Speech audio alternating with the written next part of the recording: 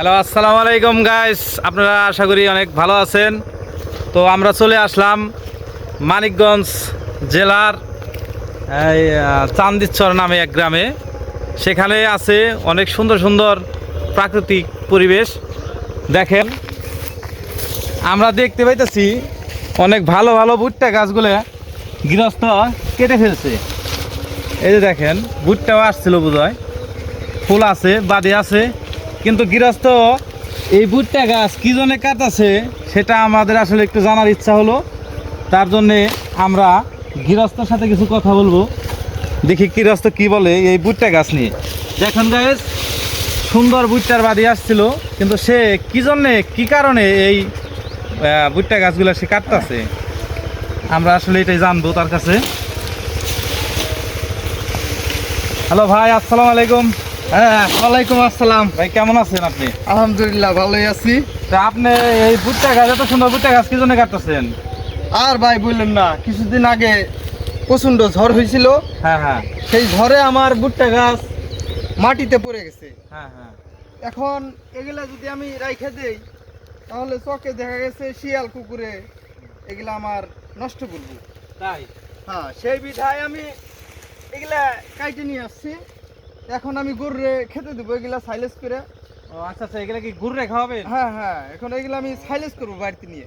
মানে এগুলা কাটবেন, কাইটা সাইলেজ করবেন, হ্যাঁ, তারপরে হ্যাঁ। গুড়কে খানা দিবেন আর কি। হ্যাঁ হ্যাঁ, এতে করে আমার গরুর অনেক দুধ বিক্রি পাবে বাজারে নিয়ে। আমি সেই দুধ বিক্রি করলে ভালো একটা মুনাফা পাবো।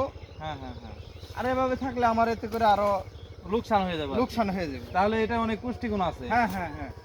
আর আর আবার এই যে দেখা গেছে এই যে হ্যাঁ হ্যাঁ, এগুলা চিকুন আছে, এগুলা ভুট্টার বাদিটা তেমন হবে না।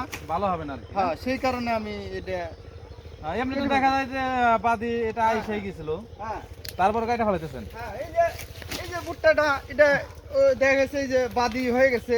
হ্যাঁ হ্যাঁ, ভুট্টা গুলো এই যে বাদি হয়ে গেছে, এটা এটা বাদি আইসা এখনো, পড়ছে, হ্যাঁ এটা বড় হয়ে গেছে। কিন্তু এটার এখনো খবরই নাই। ও আচ্ছা আচ্ছা, হ্যাঁ। এটা এটা কোনো বাদি আসে না আর কি। না। যাই হোক, যেটুকু আছে সেটুকু মানে হওয়ার হ্যাঁ, সম্ভাবনা নাই। নাই নাই, ভালো ওটা ফলন যা হবে না। হইব আর কি, ওটা ভালো হবে দানা না। দানা হবে না। আর এই যে এগুলা পড়ে গেছে, এগুলা শিয়ালে দেখা গেছে একদমই ও আচ্ছা নষ্ট হইতে আমার গরুর দুধও বৃদ্ধি পাবে, পাশাপাশি আমার ভালো একটা মুনাফা আসার সম্ভাবনা আছে।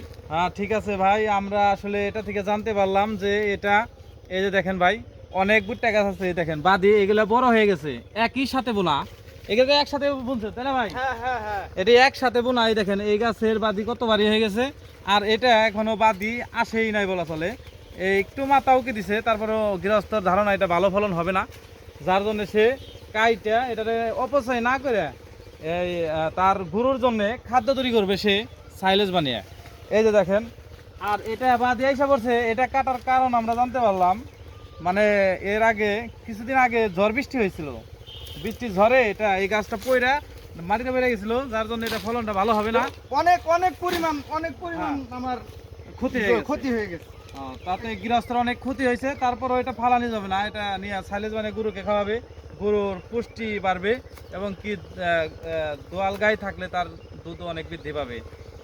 গৃহস্থের এদিকে একটু সে অপচয় থেকে বেঁচে গেল।